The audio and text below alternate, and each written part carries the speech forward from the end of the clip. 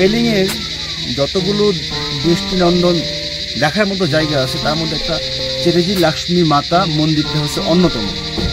এখানে হচ্ছে মানে স্কাই ওয়াক বলা হয় এই জায়গাটিতে, মানে অনেক নিচু থেকে পাহাড়ের উপরে, মানে পুরো একবার উপরে এই মন্দিরটা, এই স্কাই ওয়াক অবস্থিত।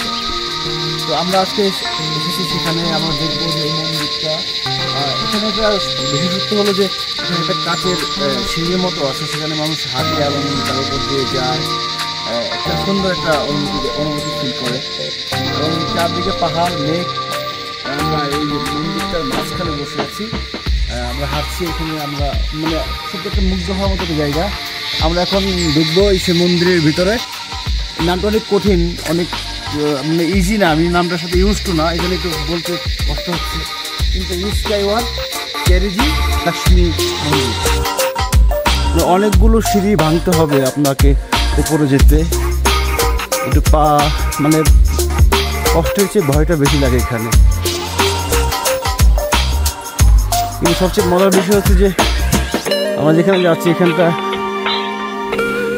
দেখেন রাস্তাটা কোথায় উঠে গেছে, অবাক হয়ে যাবে রাস্তা।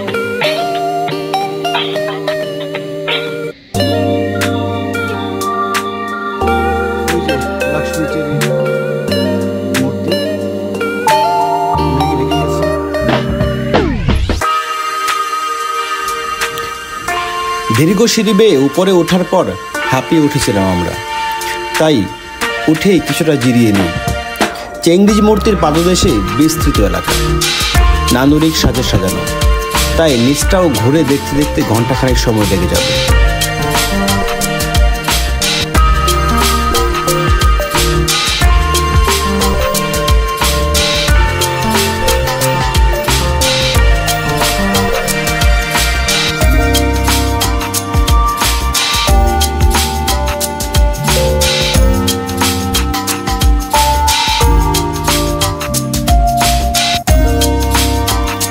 এখানটাতেই পেলিংয়ের অন্যতম আকর্ষণীয় স্কাই ওয়াক অবস্থিত। কাচের সেই সিঁড়ি দিয়ে হেঁটে অন্যরকম এক অনুভূতি হয় পেলিংয়ে আসা ভ্রমণ পিপাসুদের। এই স্কাই ওয়াক সম্পর্কে অন্য একটি ভিডিওতে বিস্তারিত জানিয়েছিলাম। এখানে আসতে হলে আপনাকে অবশ্যই প্রথমে 100 রুপি দিয়ে টিকিট কাটতে হবে। এই এক টিকিটেই আপনি স্কাই ওয়াক ও চেঙ্গিজ মূর্তি দর্শন করতে পারবেন। যাই হোক, পাহাড়ের উপরে পদ্মাসনে বসা মূর্তিটির উচ্চতা 137 ফুট। পেলিংয়ে অন্যতম আকর্ষণীয় স্থান বলা হয় এই চেঙ্গিজ মূর্তিকে, যে মূর্তির নিচে ছোট বড় অনেক মূর্তি সারি সারিভাবে দাঁড়িয়ে রয়েছে। আমরা নিচে হাঁটছিলাম আর মূর্তিটির ভেতর থেকে অদ্ভুত এক মিউজিক ভেসে আসছিল, মনে হচ্ছিল স্বর্গীয় কোনো সুর ভেসে আসছে আমাদের কানে।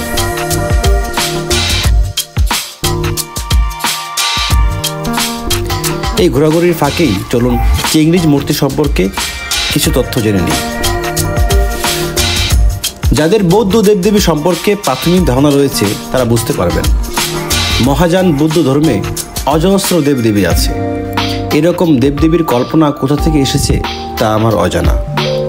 বৌদ্ধ মতে মহাশূন্য নিজেকে 5 ভাগে ভাগ করেন: রূপ, বেদনা, সংজ্ঞা, সংস্কার ও বিজ্ঞান। বৌদ্ধ দেবমণ্ডলে তাই আদিদেবতা আদিবুদ্ধ। এই আদিবুদ্ধ নিজেকে 5টি ধ্যানী বুদ্ধ আকারে প্রকাশ করে থাকেন, তার একটি অবলোকিতেশ্বর। আমাদের বাংলাদেশেও একসময় তান্ত্রিক বৌদ্ধ মতের পীঠস্থান ছিল। বাংলা থেকেও তাই বহু অবলোকিতেশ্বর মূর্তি পাওয়া যায়। মোট 108টি রূপে অবলোকিতেশ্বর কল্পিত হন মানুষের সামনে।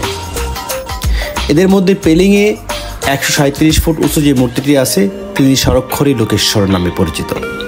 তিব্বতী ভাষায় চেঙ্গিজ স্ট্যাটু বলা হয় একে। বিশাল পাহাড়ের উপর পদ্মাসনে বসে আছেন এই মূর্তি।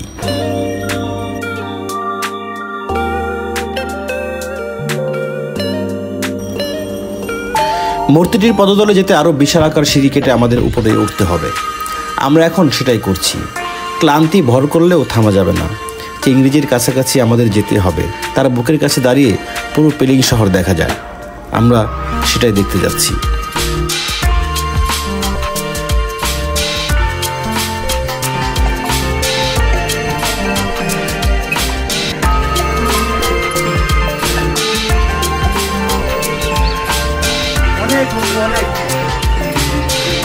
দেখা যাচ্ছে, অনেকগুলো সিঁড়ি ভাঙতে হচ্ছে।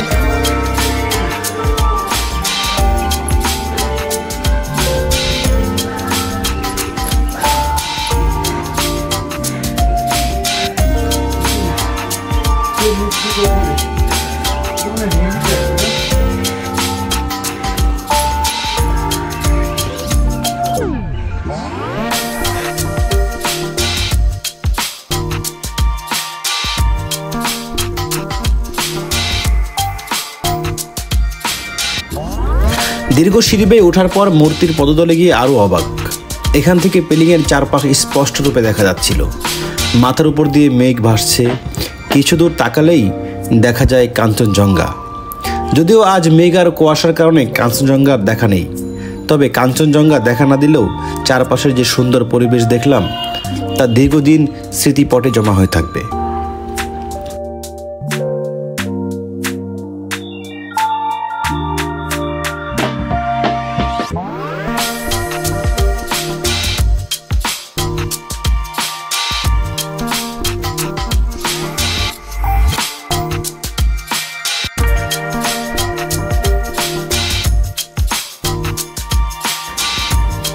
আমরা এখন যাচ্ছি মূর্তির ভেতরে।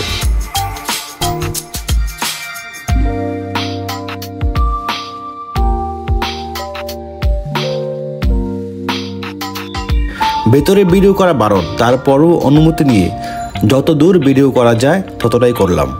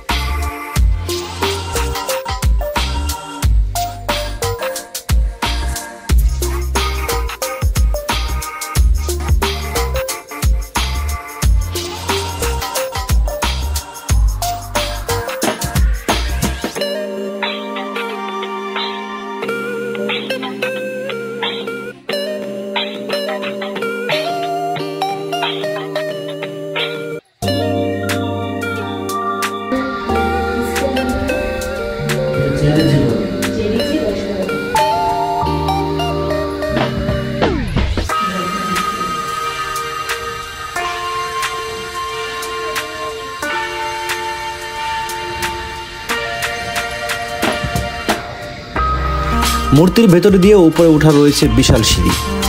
আমরা সেই সিঁড়ি দিয়ে উঠে গেলাম মূর্তির মাথা বরাবর।